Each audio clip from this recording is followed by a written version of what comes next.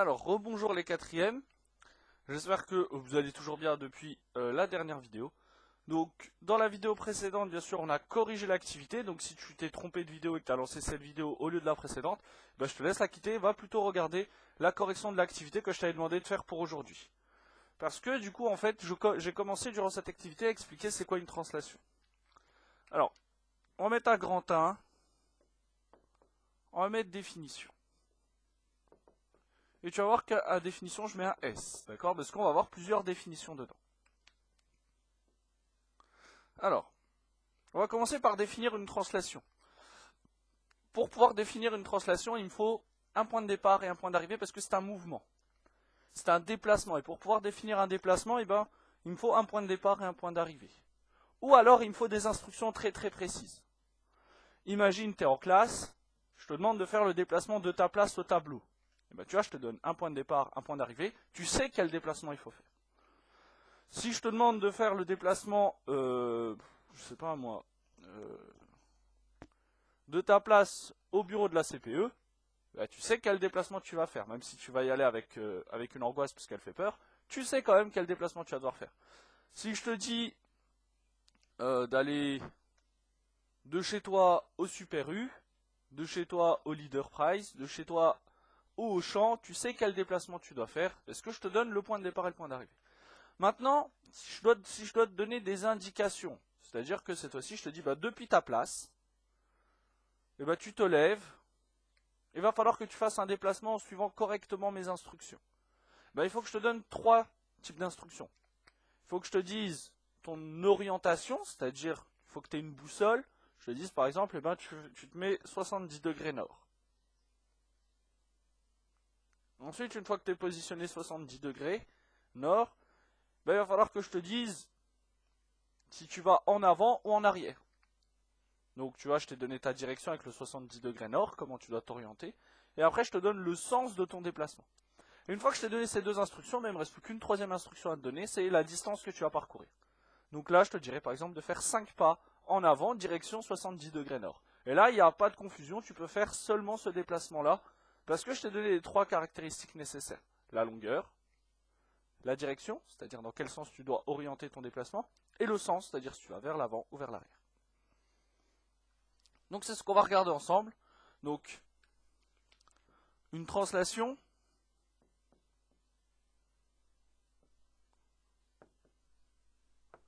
c'est un glissement.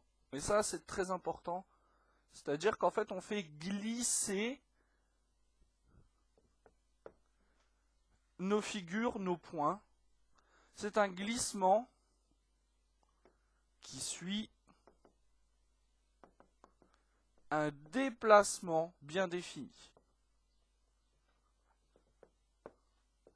C'est tout en fait.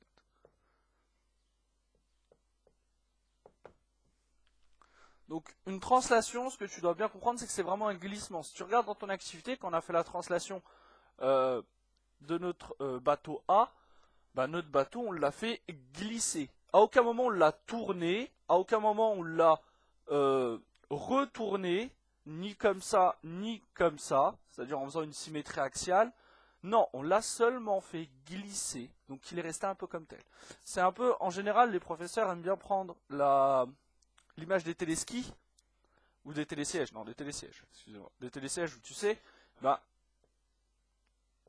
là j'ai un premier télésiège, là j'ai un deuxième télésiège, et tu vois, bah, pour aller d'un télésiège à un autre, je fais bien un glissement identique, d'accord? Je glisse comme ça. Donc, voilà, une translation, c'est un glissement. On fait glisser la figure. Mais on ne la fait pas glisser n'importe comment. Parce que si on dit juste... donc ça, tu le notes pas, hein, ce que je vais dessiner. Je te mets un triangle ABC, c'est cool. Je te dis, eh ben vas-y, fais-moi une translation, c'est-à-dire fais-moi un glissement. Ah, tu vas me dire, monsieur, vous êtes gentil, mais votre glissement, est-ce que je le fais comme ça? Est-ce que je le fais comme ça? Est-ce que je le fais comme ça? Est-ce que je le fais comme ça? Est-ce que je le fais juste comme ça? Est-ce que je le fais comme ça?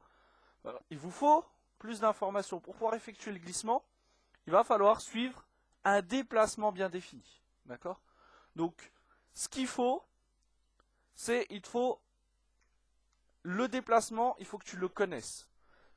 C'est-à-dire qu'il te faut soit un point de départ, soit un point d'arrivée, ou alors il te faut les 3 caractéristiques que je t'ai données tout à l'heure, c'est-à-dire la longueur, l'orientation et le sens. Et pour ça, tout simplement, le mieux, c'est de vous donner le déplacement. En 4e, on vous donne le déplacement, c'est-à-dire on vous donne le vecteur correspondant à la translation. Rappelle-toi, un vecteur, j'ai utilisé ce mot-là dans l'activité. Quand on avait vu qu'il y avait écrit, c'était FG avec une flèche qui va du point F au point G. D'accord ? Donc en fait, si tu veux faire une translation, on doit te donner la figure que tu vas devoir faire glisser, la chose que tu vas devoir faire glisser, et il va falloir qu'on t'indique comment tu vas la faire glisser. Et donc pour ça, on va te donner un point de départ et un point d'arrivée. C'est-à-dire que, là si je reprends mon point ABC, donc là toujours tu ne le dessines pas, et bien si je veux faire cette translation-là, il faut que je te définisse le déplacement, et la chose la plus simple pour définir un déplacement, comme on l'a dit en début de vidéo, c'est quoi? C'est de donner le point de départ, le point d'arrivée, tout simplement. Donc, on va prendre le point M et le point N. Et bien, là, je peux te demander de faire la translation du triangle ABC par la translation qui transforme le point M en point N. C'est-à-dire, en fait, le déplacement, il est là. Donc, de la même manière que je fais glisser le point M en point N, eh ben, tu vas devoir faire glisser le triangle ABC. D'accord ? Et ça, du coup, c'est tout à fait réalisable. On verra par la suite comment. D'accord ? On va voir comment. Mais ce que tu dois avoir comme information pour pouvoir effectuer ta translation correctement, ben, il faut que tu aies la figure à translater, c'est-à-dire la figure dont tu dois faire la translation, et il faut qu'on te donne ici le vecteur responsable de la translation, c'est-à-dire comment tu vas devoir faire glisser ta figure. Ben, ma figure, tu vois, en fait, c'est comme si mon doigt, il restait comme ça, il enregistrait le mouvement correctement, il l'enregistrait vraiment, à force de faire ça, il l'enregistrait, ça devient mécanique, et après il reproduit la même chose sur les points A, B et C, comme ça après j'aurai plus qu'à relier, et obtenir mon nouveau triangle. Bien, alors du coup, rassure-toi, ça comme je t'ai dit, tu n'as pas à le noter. Alors, nous on continue. Donc ça c'est la définition de translation.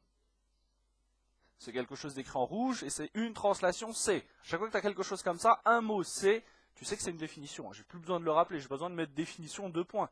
Tu sais très bien que ça c'est la définition de la translation. Alors si jamais tu as raté cette info, tu mets dans la marge définition translation 2 points et puis bah tu continues en dessous. Alors, donc on a vu la définition d'une translation. Maintenant il faut qu'on voit ce que j'appelle un déplacement bien défini. D'accord ?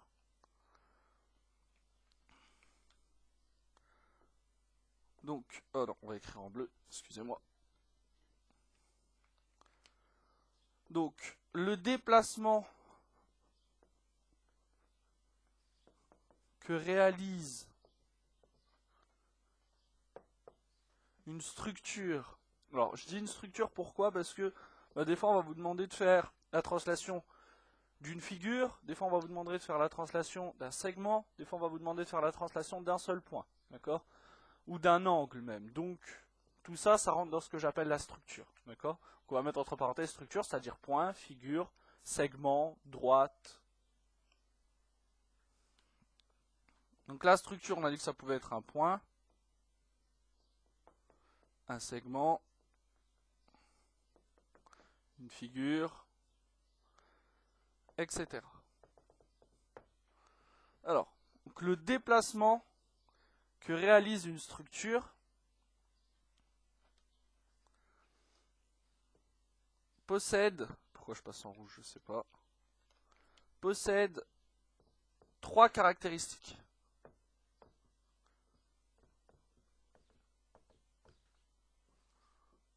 Et c'est là où on va justement parler des fameux sens, direction et longueur.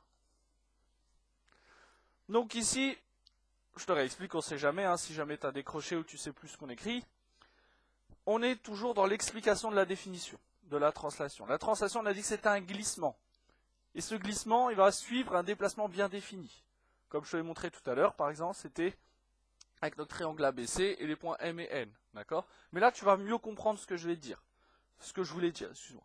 Ce déplacement qui est bien défini, ben, il faut que je t'explique en quoi il est bien défini et en quoi c'est important.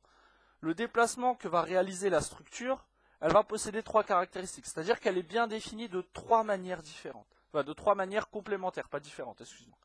Le déplacement, il va avoir 3 choses qui vont le caractériser. Il va être composé de 3 choses, il va avoir 3 composantes. Tu prends l'expression que tu veux. C'est-à-dire que pour pouvoir faire pour que mon déplacement soit bien défini, il va falloir que je donne 3 informations. C'est ça que je veux dire en écrivant ça, d'accord? Quand j'écris possède 3 caractéristiques, ça veut juste dire que pour que mon déplacement soit bien défini, je dois donner 3 informations. Alors, on va continuer.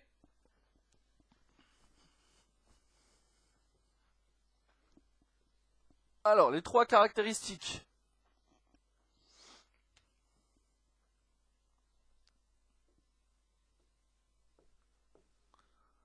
Les 3 caractéristiques sont... Alors, en fait, c'est comme dans la vie de tous les jours. Si vous voulez faire un déplacement, imaginons, vous avez tous déjà joué à bander les yeux de quelqu'un et à lui donner des instructions. Si vous ne l'avez pas fait, c'est triste, vous avez raté votre enfance. Mais non, je rigole, bien sûr que non. Mais imaginez, vous bandez les yeux de quelqu'un et vous devez le guider d'un point à un autre point. D'accord? Vous devez, je sais pas moi, imaginons, ça vous le dessinez pas bien sûr, hein.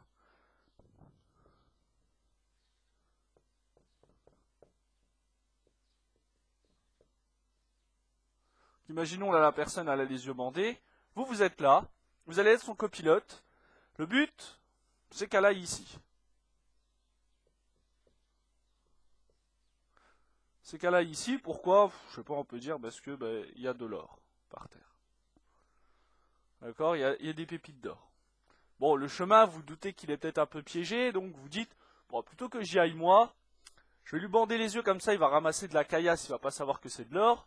Et puis s'il rencontre des pièges en chemin, c'est lui qui va se les prendre. Donc après, moi, s'il meurt, je vais juste les récupérer. Bien sûr, on est très cupide, on n'est pas très sympa avec nos amis, mais bon, l'argent avant tout parfois. Hein. Imaginons que vous êtes dans cette situation-là. Bah, pour guider cette personne-là, qui a les yeux bandés, qui ne voit pas, elle doit aller de où à où, vous allez devoir lui donner 3 informations importantes. Vous allez déjà lui dire, bon alors écoute, il va falloir que tu t'orientes. Tourne-toi, pivote un peu plus de ce côté-là, pivote un peu plus comme ça, pour qu'en fait elle se retrouve pile en face du trésor. Ok? Ça, c'est ce qu'on appelle la direction. La direction, c'est tout simplement l'orientation du déplacement.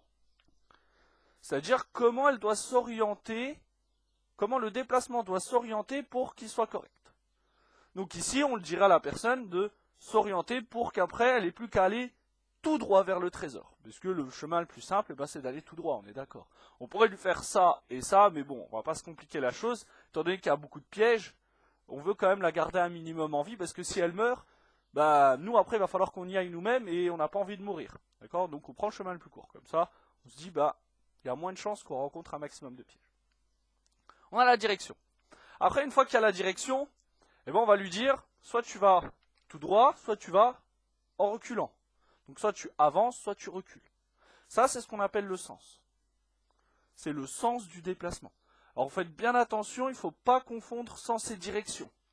Direction, c'est l'orientation, c'est-à-dire comment je m'oriente.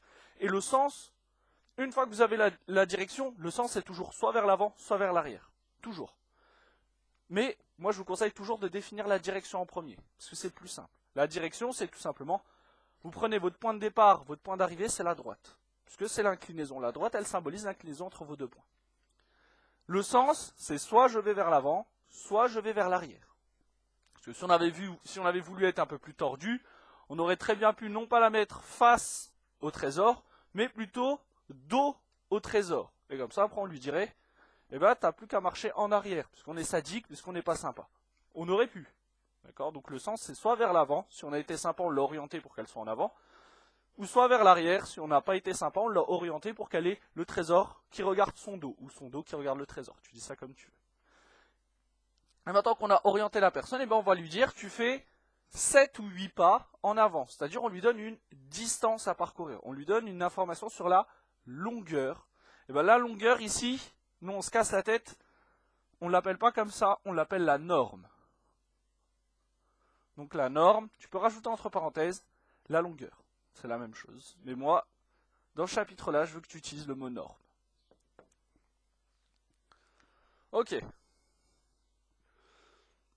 Donc si on veut définir, si on veut bien définir un déplacement, il faut qu'on ait une information sur la direction, sur le sens et sur la norme.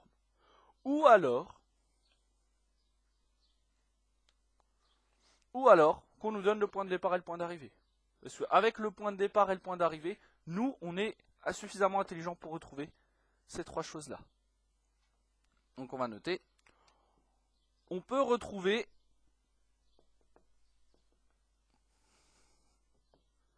ces trois caractéristiques en ne connaissant que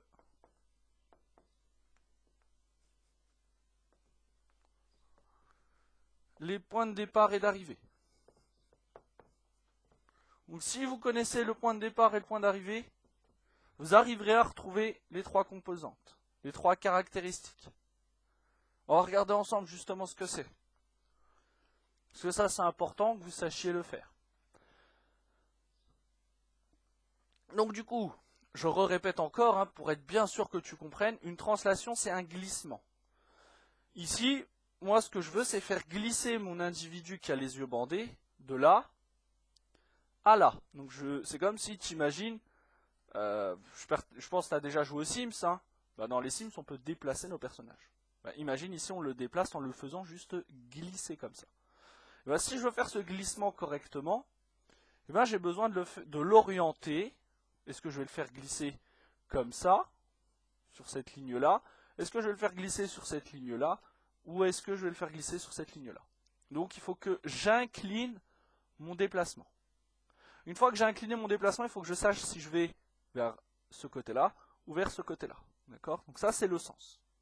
Et enfin, une fois que je sais que je dois aller vers le bas, comme ça, eh ben, il faut que je sache la norme, c'est-à-dire est-ce que je vais juste un tout petit peu, ou est-ce que je vais beaucoup plus loin, ou est-ce que je vais encore plus loin. Donc j'ai besoin de la distance que je dois faire parcourir à mon personnage. D'accord? Donc ça, c'est les trois informations. Direction, sens et norme. Donc si tu veux, toi, bien définir un déplacement, tu dois être capable de donner la direction, le sens et la norme de ton déplacement. Et moi, ici, j'ai rajouté cette petite phrase. En fait, ces trois caractéristiques, eh ben, si tu connais ton point de départ et ton point d'arrivée, tu es capable de me dire qui est qui. Et c'est ce qu'on va voir ensemble.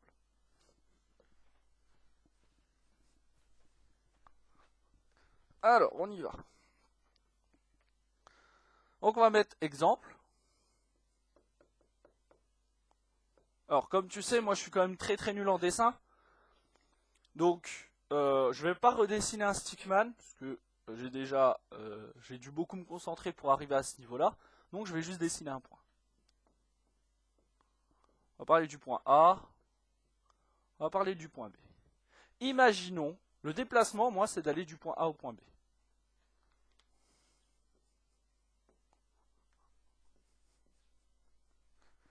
Le déplacement qui permet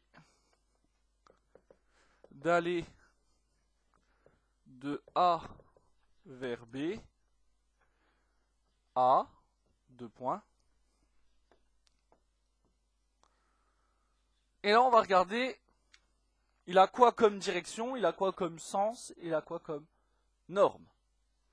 Donc ici, j'ai écrit le déplacement qui permet d'aller de grand A vers grand B, A, c'est-à-dire l'auxiliaire avoir. Hein. Alors, il a quoi comme, je t'ai dit, on commence toujours par définir la direction, c'est beaucoup plus simple. Il a quoi comme direction? Donc, comment est-ce que je dois incliner mon point A pour qu'il aille vers mon point B?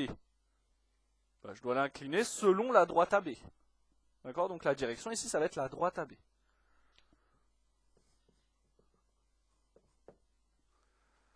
Ensuite, il a quoi comme sens?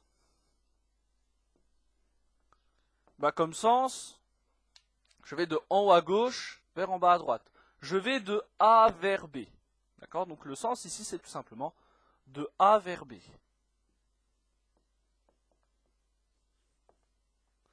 Et comme norme, rappelle-toi, la norme, c'est la longueur. Hein. Ce déplacement, il a quoi comme longueur si je vais de A vers B? Ben, il a la longueur AB.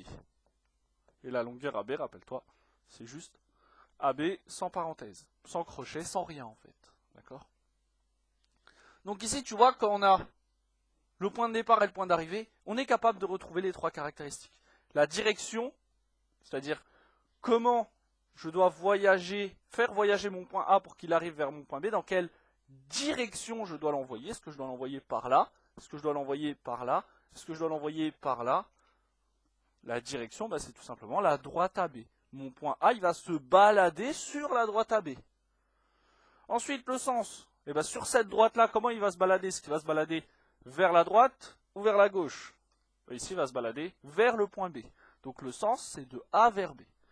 Et la norme, eh ben, quelle distance il va parcourir? Eh ben, il va tout simplement parcourir cette distance-là, hein, vu que je vais aller du point A au point B. Et cette distance-là, c'est la longueur AB. D'accord? Alors ensuite, nous en mathématiques, on est un peu feignant. Tu vois, quand on va écrire le déplacement qui permet d'aller de A vers B, tout ça là, on va l'écrire beaucoup plus simplement. Et on va voir justement.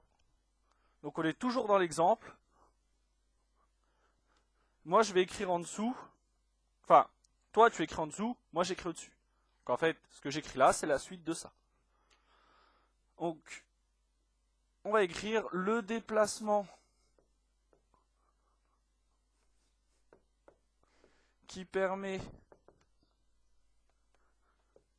d'aller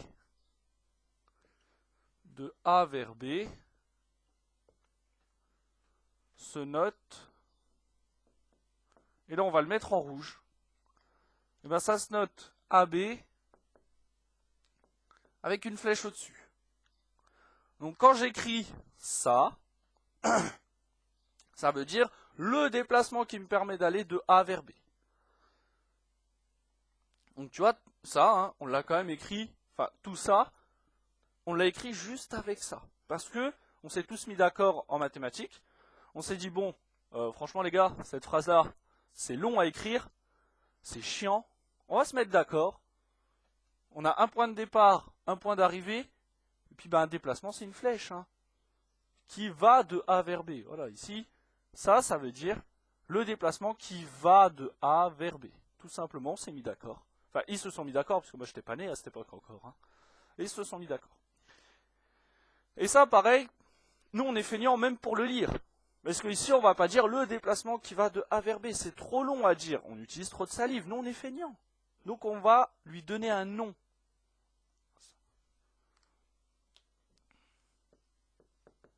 Et ça se lit tout simplement vecteur AB. Voilà. Donc, en fait, quand je te parle de vecteur AB, je parle de ça. Et si je parle de ça, c'est tout ça qui est derrière. Quand je dis vecteur AB, c'est le déplacement qui permet d'aller du point A au point B. Sauf que nous, on a tellement la flemme de dire le déplacement qui va de A vers B, qu'on dit juste vecteur AB. C'est plus simple. Et vu qu'on a la flemme d'écrire le déplacement qui permet d'aller de A vers B, on écrit juste AB avec une flèche au-dessus. Attention, la flèche, comme je l'ai dit dans l'autre vidéo, elle va toujours de la gauche vers la droite. Tu n'as pas le droit de m'écrire, par exemple ça, il y a certains élèves qui diraient, monsieur, la flèche, elle va du point de départ au point d'arrivée, pourquoi je ne ferais pas ça comme ça? Alors c'est la même chose, non? Si j'écris ça comme ça, c'est bien le déplacement qui va de A vers B. Donc c'est bien le vecteur AB. Alors justement, non. La flèche, elle va toujours de la gauche vers la droite. Jamais de la droite vers la gauche. Jamais. Jamais, jamais, jamais. D'accord? Donc comme ça, on est tous d'accord de toujours écrire la même chose. Ok. Alors maintenant, il nous reste à faire un exemple, vraiment, où on va construire ensemble le translaté. Alors, le translaté, c'est quoi? C'est tout simplement l'image de quelque chose par une translation. Et vu qu'on a la flemme de dire le symétrique par la translation 2, on dit juste le translaté. C'est tout simple. on utilise le mot le symétrique quand on fait une symétrie. Et bien quand on fait une translation, on dira un translaté. Alors, yes, c'est parti.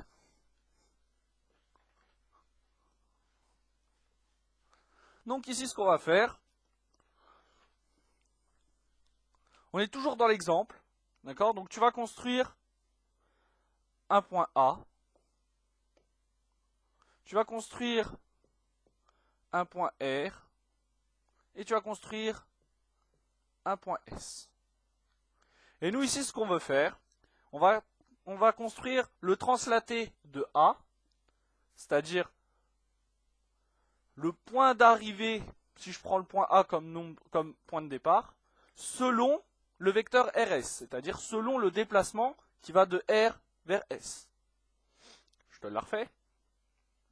Nous, ce qu'on veut construire, nous, ce qu'on veut faire, c'est, tu vois, le déplacement qui va de R vers S, imagine, au lieu de démarrer du point R, je fais toujours le même déplacement. Je fais toujours ce déplacement-là. Imagine, au lieu de démarrer du point R, je démarrais au point A. Et mon point d'arrivée, ce serait mon translaté. Ce serait mon point A'. D'accord ? Donc ici, ce qu'on veut, on va mettre la consigne, quand même, on va la mettre en bas. Construisons le translaté de A par la translation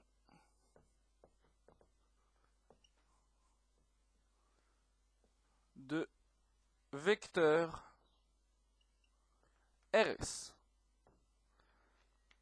Alors ici, comment est-ce qu'on va faire? Alors rappel, je te le redis, hein, nous ce qu'on veut ici, tu vois, le vecteur RS, tu es capable de me donner sa direction, son sens et du coup sa longueur. Sa direction, c'est la droite RS. Le sens, c'est je vais de R vers S, donc je vais de en haut à gauche à en bas à droite. Et la longueur, la norme, excuse-moi, c'est la longueur. D'accord? Il va falloir qu'on reproduise ces trois choses-là à l'identique à partir du point A. Donc il me faut tout d'abord la même direction que la droite RS. Pour faire la même direction, soit tu as de la chance, tu as des carreaux, tu sais comment tu fais pour aller de R vers S. Dans ce cas-là, tu vas tout de suite faire de A vers A', c'est pas gênant. Mais si jamais un jour en contrôle, parce que vous avez un prof qui est fourbe, qui est sadique, aka moi, c'est-à-dire moi, et s'il vous donne une feuille blanche, vous n'avez pas de carreaux. Hein. Comment est-ce qu'on fait? Donc on va regarder ensemble comment on fait. Rassure-toi, c'est vraiment pas très très long. Ce qu'on fait, on commence déjà par faire en sorte d'avoir la même direction.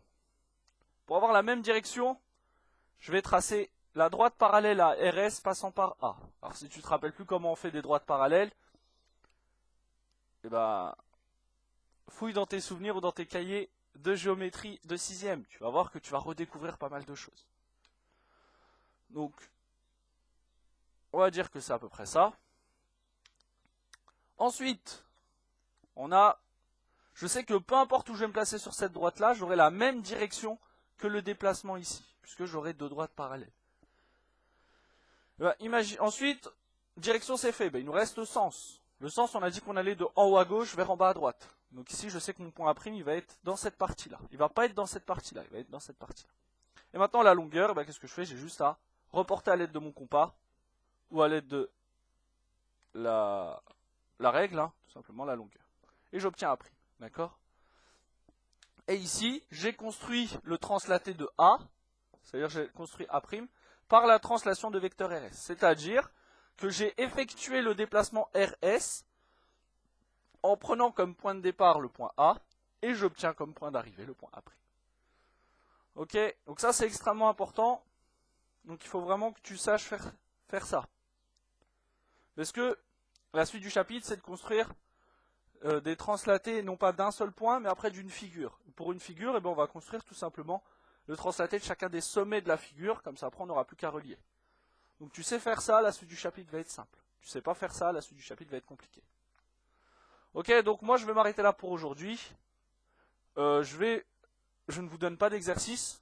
Profitez de votre long week-end, puisque jeudi c'est férié, enfin demain c'est férié, vendredi nous on fait le pont, donc profitez-en, reposez-vous.